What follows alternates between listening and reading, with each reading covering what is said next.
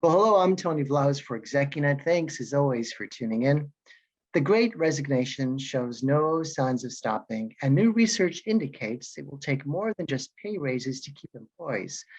By many counts, it's a job seekers market, which means management is scrambling to retain the really good ones. So what role does company data play in this scenario? Specifically, how is it keeping top talent from pursuing new opportunities? With me today to shed light on this question is Matt Schmidt. Matt is an employee experience expert and CEO of People Logic, a company that uses data to gain insight into employee happiness. He's a lifetime serial entrepreneur with 20 years in the tech industry, growing a company that was listed on the Inc. 5000 for 6 consecutive years. Oh boy, Matt, it's good to be speaking with you. Fantastic. Thanks for having me, Tony. My pleasure. So, listen, I know that a recent Gartner study showed that roughly 48% of organizations have, quote, significant concerns about turnover. What are the early warning signs of employee attrition? That's a great one. And, frankly, the other, I think 52% are probably just, not paying enough attention if they don't have concerns about attrition, right? And so, early warning signs are everything from, employees becoming more disengaged, there drops in productivity, there's, depending on the industry, it could be that they're calling out of work more. Everything that they're, and along with, more stressful interactions within the way that they're interacting with their teammates and their managers. There's a lot of choice and a lot of opportunity out there for workers in particular right now. So talk to me, Matt, about how companies can use data, company data, to avoid the negative effects of the Great Resignation, or whatever you want to call it, the big quit, whatever you want to call it. There it is. The Great Realignment, right? There's a lot of different ways to look at it, depending if you're on the receiving end of your best employees leaving the company. And so, if you look at how we're operating in this hybrid and remote world, companies have more data at their fingertips now than they ever have. And you think about how we're getting work done. We're sitting here talking over Zoom. You and your colleagues are probably chatting over Slack more than you're sending emails. That's certainly how our team is operating. As you look into the tech industry, it's all cloud-based, right? And so all this data exists at our fingertips if we just know how to look at it. And so, once we have access to that information and you can begin to look at how all of these tools are interconnected and how your teams are interconnected, you can start to look at, okay, how stressful are the interactions that your employees are going through? Who are they connected to? Are they important culture carriers or change carriers within the organization? Are they going through processes that are repeated and perhaps redundant, right? Or not particularly effective? That can be a big sign that somebody's not going through, that their experience isn't meaningful within the organization. And then it's as simple as, are they, how are they interacting with the rest of the team? Are they looking at, what's the sentiment? Is it more, filled with joy, or is it filled with lots of stress? And then what's the impact they're having on the organization? Because to your point at the very beginning, it is more than just the salary. They want to have an impact, particularly the younger generation. They want to both the company to be making an impact on the world, but also the work that they're doing within the companies to be meaningful. We're touching on, of course, aspects of organizational health, which anyone listening at the senior level can certainly agree is critical. How do organizations measure that? Where's the data in there? And I know that's what your organization helps them with. So let's talk about that.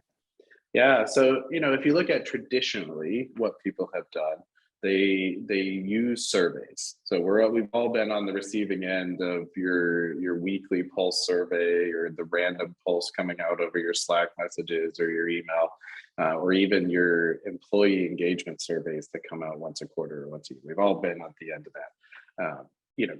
Companies continue to try to use those to gather information about how healthy the organization is. But the problem is you can't get enough signal using that, right? You are only, and you're dealing with a source of data that's too reactive and filled with the bias of whatever may be happening that day. If you you went to work and you spilled coffee on your pants this morning, maybe your response to that survey could be different.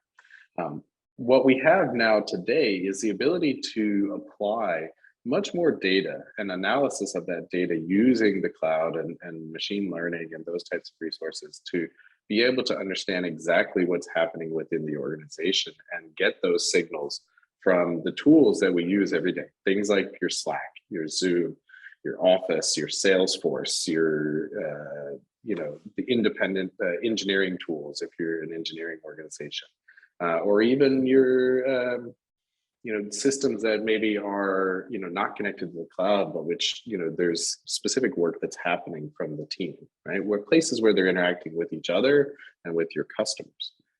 And by collating all that information, enriching it with important signals that we talked about before around stress and emotion and the impact, then we can begin to get a more predictive and prescriptive measure of organizational health than simply relying on surveys. Surveys certainly play an important role in it, but that's not the only source. And that's, you have to take 1 plus 2, and you get certainly more than 3.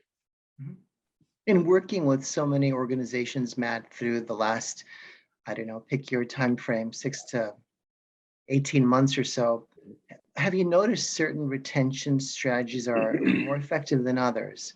Typically, when someone's about to exit, suddenly people make amazing offers and say, well, stay and I'll give you this. What's really working in your mind for, especially the senior level, for people that are about to go? In my experience, making a counter offer right as someone's going out the door rarely works, not in the long run.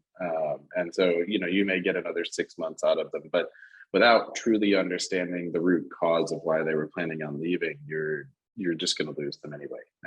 And so, what we've seen is, I think at the end of the day, it comes down to both empathy and emotional intelligence, and then simply listening, right? So the CEOs that we work with they have the ability through our platform to be able to hear, and not hear in the sort of very physical sense, but to have their ear to the ground, to understand what the employees are really caring about, right? And that allows them to make the changes within their organization that are needed, right? And because when they look at, I think over my many years of running companies, I think senior leadership often has a habit of discounting what they read in the surveys and because it's all anonymized and they're not really hearing it, right? They're not taking it and turning it into action. And so what we've seen is that as companies start to use data, they begin to understand that, well, data doesn't lie, right? It's not filled with the bias. It's based on what's truly happening there. And so they use that to then, okay, I know that I need to make changes in my organization, and that I need to say, the employee is telling me, okay, yes, this is broken. I need you to fix this. This is frustrating me. I'm spending, I shouldn't be onboarding customers at 9 p.m. on a Friday, right? And using that information to come back into, okay, making those changes, and then leveraging the data that we share around who are your important culture carriers, your change initiators, to be able to carry those changes throughout the organization. Well, it's a fascinating, evolving picture. Matt, thank you. It's peoplelogic.io, correct? Peoplelogic.ai. AI, thank you. And we will be sharing that link with our audience as well, the correct one. Thank you for your time and sharing your insight, and hopefully we'll be talking again real soon. Fantastic. Thank you so much for having me, Tony. My pleasure.